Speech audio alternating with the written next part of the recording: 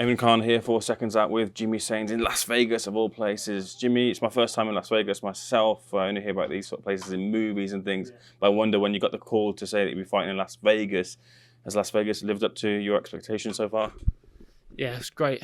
It's a great place. It's a bit chaotic. I feel you easily get distracted over here. But I mean, boxing-wise, it's unbelievable. This is the home of boxing for me, anyway. Growing up, this is all I've always watched. The big fights. Me and my dad in the morning, waking up at 4 in the morning, always watch the Vegas fights. So it's a great place. Great place for boxing. Good little way to test your discipline in a sense, because there are so many distractions. You look around every kind of direction, you could get distracted by something, but that's a good way to keep yourself disciplined. You come through Las Vegas and it's a step towards knowing that nothing else can distract you in a boxing sense. Yeah, I mean, outside the ring, I try and live like a professional, live a healthy life. Don't drink, don't smoke, don't do anything else. Try and eat healthy all the time, most of the time anyway. So coming out here, it's just the same, to be honest. No distractions, solely focused on the job ahead, which is to get the win Saturday night. Does a fight so early in the year affect your Christmas? Do you have to change, and adapt to that? Do you have to sacrifice those Christmas times, those vacations in a sense, and to make sure that you're ready for this early start? Yeah, I mean, after my last fight in November in Newcastle, I think I had 5-6 days out in the gym, straight back in the gym, straight back into full-time training. And actually, over Christmas, we was all sparring in the gym, and Tony had got the news that we'd be on the Vegas show. So I found out Christmas Day, so it was a bit like a Christmas present. But we was in the gym working hard anyway. Don't really matter what the day is. I think in this early in my career, boxing comes first, training comes first. Don't matter what day it is, don't matter my birthday, Christmas Day, whatever. Actually, my birthday was in December as well. I was training all the way through. Birthday, Christmas, Boxing Days, whatever it is, we were in the gym. So it is a bit of a sacrifice, a bit of family time. But I feel like if I put all the hard work in now, I can have that time later. Good head you have on your shoulders with that attitude. But what about the targets for the year 2024? You want to kind of keep rising as you did from the back end of last year. Where do you want to see yourself towards the end of the year? Yeah, it's going to be my first full year as professional. Maybe try and get five fights in, maybe. 5 knockouts would be great, but 5 fights, 5 wins. Going into 2025, maybe try pushing the rounds at 8-10 rounders, stepping up in level, stepping up in opposition, and maybe looking for titles. That's the way. But the back end of last year, 2 good professional wins. It's put me in great stead for this year, so I'm looking forward to this year. Speaking of step-ups, has the stateside training, the stateside sparring been a step-up? Yeah, definitely, yeah. I had some hard spars out here. I had some Mexicans and Colombians trying to take my head off.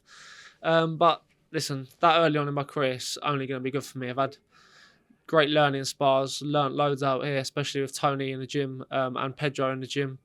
Learnt loads, and that's going to put me in great stead for the year. Is there any difference between that UK sparring and stateside sparring over here? Yeah, I mean, in America, everyone... they're massive guys and they say, oh, what you fight at 147, they fight at 140. And I'm thinking, how are you making that weight? Do you know what I mean? They cut loads out here. I'm thinking most of them are definitely lying about the weight. They've all got 16 ounce on, which are probably 10 ounce. Do you know what I mean? Try and take your head off. The sparring, yeah, little tricks. But that's only going to give me better experience.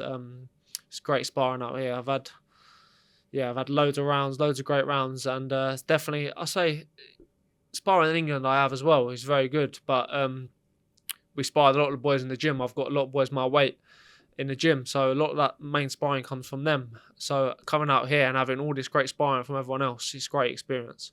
And I've had 3 weeks over in LA and I've learnt loads.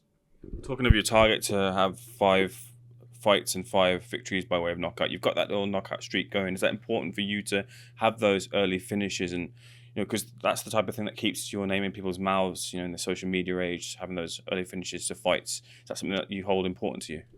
To be honest, I don't hold it important at all. The back end of my amateur career, well, throughout most of my amateur career, I got a few knockouts. And it's always nice to get the knockout, but getting the win is the main thing. Ticking that box, getting the win, that's the only thing I'm trying to do. If the knockout comes, it's nice, obviously. A little knockout reel, but main thing is getting the win. That's the only thing I'm here to do. Any nerves associated with it being Vegas?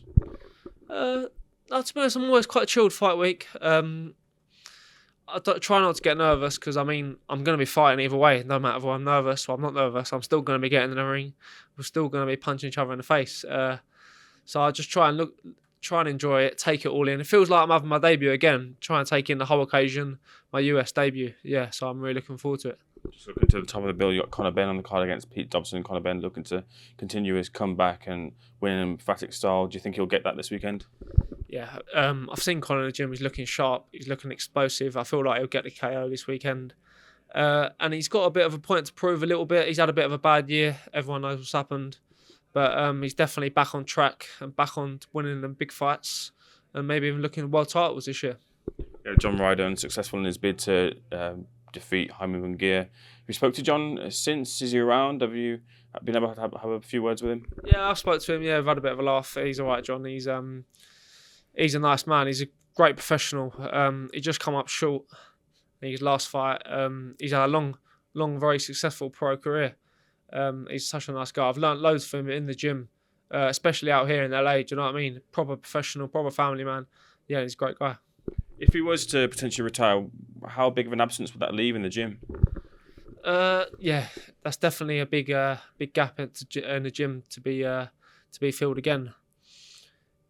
Do you know what? John comes across quite quiet, but he's actually quite funny in the gym. He's a proper funny guy and very quick. He'd be on you straight away if you said something, he'd catch you out of it. Yeah, he's a funny guy. Definitely miss him in the gym. But to be honest, I feel he'd still be around in the gym trying to help out, maybe potentially becoming a coach in the future.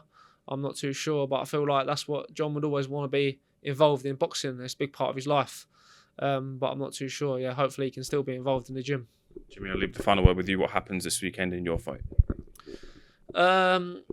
No predictions, but I'll make sure I get in the win, and you're going to have to tune in and find out how I do it. We're tuning in live myself. Jimmy, real pleasure speaking to you. Thanks for speaking to SecondsOut, sir. All the best. Thank you, mate. Cheers. Good man.